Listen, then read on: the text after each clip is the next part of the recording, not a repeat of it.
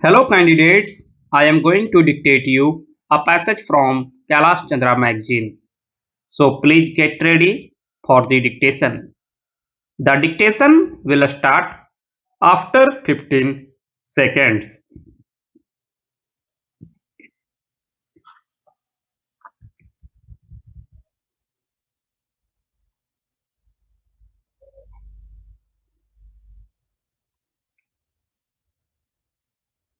Mr. Deputy Chairman, after hearing this discussion which has been threadbare, there is very little new to be said on the subject, and I will just say a few words by way of expression of the public views on this important measure.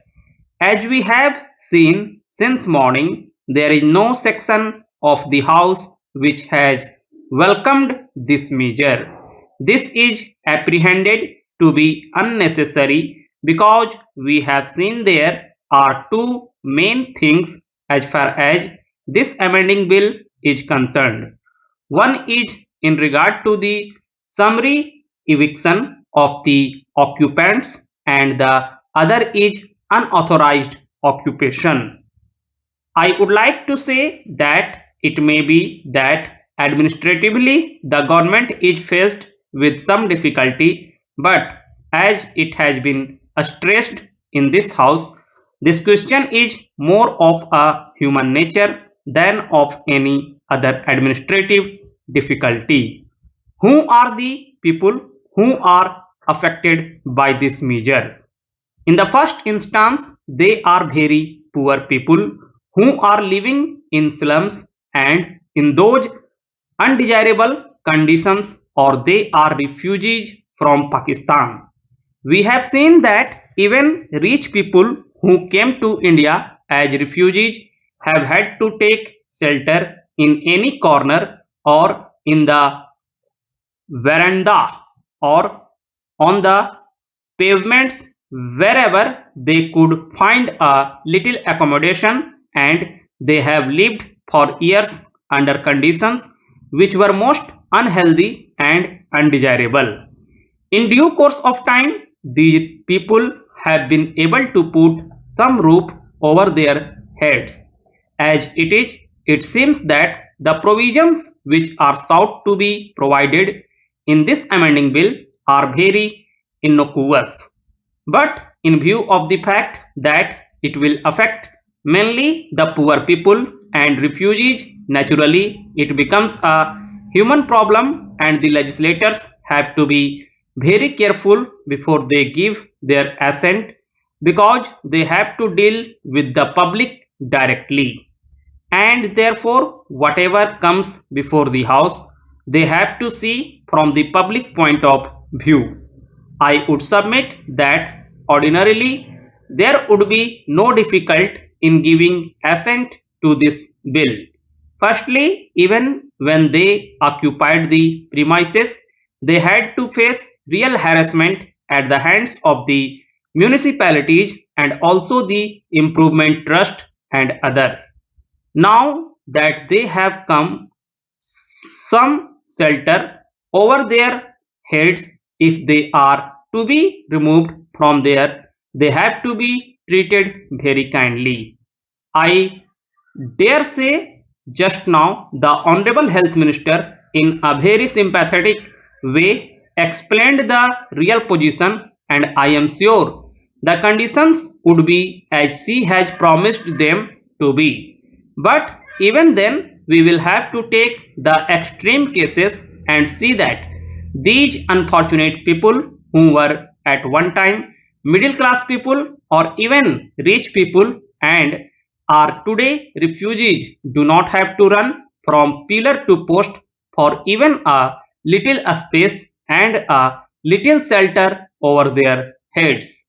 If due to some mistake of the authorities or red tapeism or due to ordinary administrative difficulties, the lower authorities take a strong view of it, then their conditions would become really harassing and very inconvenient. I would therefore submit that this summary eviction is a great sting in dealing with such kind of people who are very poor and especially who are refugees. As far as the land is concerned or the premises are concerned, government already possesses the authority and power. Now they want to extend this authority even to the houses, and therefore this summary eviction is rather an objectionable thing. I do not know what difficulty the government feels in not going to the law court whenever any person becomes unreasonable and he has to be removed and he does not want to go. More than one honorable member has on the floor of the house stressed this point, and I will submit that the sting will be taken out of this whole bill if the summary eviction provision is removed. In case of necessity, the government, like any other private individual, can go to the law court. Secondly, in regard to unauthorized occupation, also this provision has been made in clause 4 under bracket C. This new clause becomes a little difficult to be understood in the sense that a man is unauthorized although a previous authority had authorized him to occupy that premises or that house. Now the government seeks to get the power to even declare that man who at one time had been authorized to be now unauthorized. This is also a very inconvenient provision as far as the poor people are concerned. Well, I know that once government bring a measure before this house, government rarely want to retrace their steps. The government is determined have this bill passed. If the house had been left free, probably it would reject it and this amending bill will never be passed, but by the employment of whip they would be able to pass it. I would, in that case, submit to the Honorable Minister that when such occasions arise, when a person has to be evicted, alternative accommodation should be provided to such an unfortunate person, nearest place of occupation and near the place where he has got work. Of course, the Honorable Health Minister, as a lady and also as a human being, and because of the portfolio she holds, is very kind hearted and she has given us a very special assurance that these people will be given every facility and it will be treated as a human problem even after passing the bill. She has also told us how, under the new conditions, people have appreciated the position.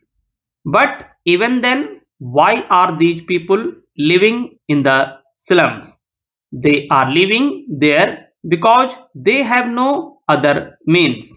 The Honorable Health Minister just now told us that they have been given accommodation in a better place where ordinarily they would have to pay rupees 12.